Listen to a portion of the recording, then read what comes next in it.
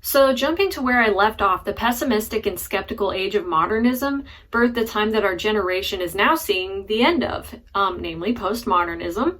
The postmodern era began in about the early 1900s and was characterized by irony, skepticism, social progress, objective realities, objective truths, objective morality. So emerging from the Reformation and the fall of trust of the Catholic Church, coming to terms with failure of the bright and optimistic hopes of the modern era, we are now at postmodernity, which is the framework we have been believing for a close past few generations. And that main framework is that there is no truth. Your truth is your truth, my truth is my truth, and that's what works for me. And all that is saying is there is no truth. Your truth and my truth will never be compatible. And it's honestly it's a life of lying to yourself.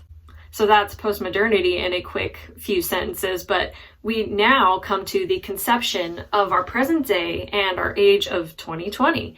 We are coming from the cloudy foundation of no truth, no grounding, no morals, from the belief that you can't know anything. And where does this naturally circle around to is the question. So the youth that I am interacting with in my lifetime now, they call all of that bunk. They're telling me atheism doesn't work. It leads you to hopeless despair and suicide. I don't want that. I don't want that for my friends. I don't want to see that with my family. A lot of our youth and our generation are running from the idea of even going to church because they know the American church isn't teaching anything worth knowing, and that it's full of liars, it's full of hypocrites who are still teaching their truths.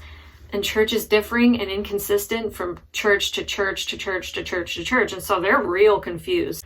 If an American church is full, it's because it's sensational. It's because there's somewhat of either spiritual experiences or because of some other glamorous thing.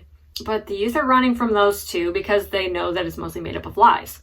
So the hopeful thing is that our upcoming young generation wants what's real. And guess what's real, but has been hiding under the rug for so many years?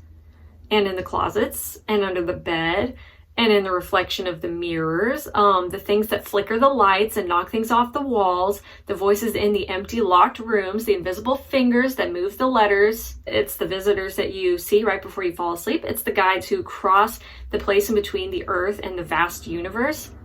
So guess what's real now? And did they ever talk about those things? Were they ever told what those things are? Likely not, because it was taboo and that it wasn't believed in. They weren't believed to exist for a long while. So you want to know what our generation is saying?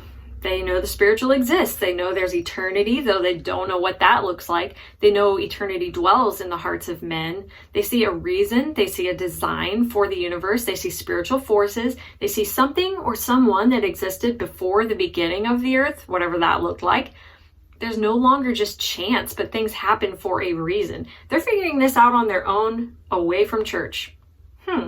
They're inquisitive. They're not as hard-hearted and closed-minded. They want magic. They want wonder and life and answers, because there are answers, and they know they've been getting the farcical answer of your truth is your truth. They're actually beginning to look outside of the circle of themselves. They're looking past logic. They're looking past reasoning. They're looking past experiences and senses. Welcome, my friends, to the explosion of the occult and the New Age mysticism movement. God exists here, but he might not be who you think he is.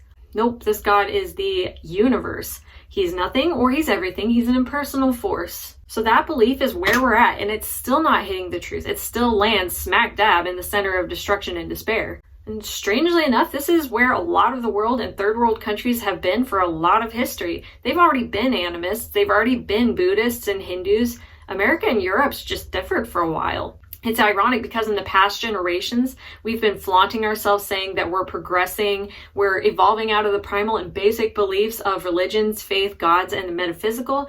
We're evolving and growing up. But guess where we're headed? Overnight, back to the primal basic beginnings. We're just coming back around the circle.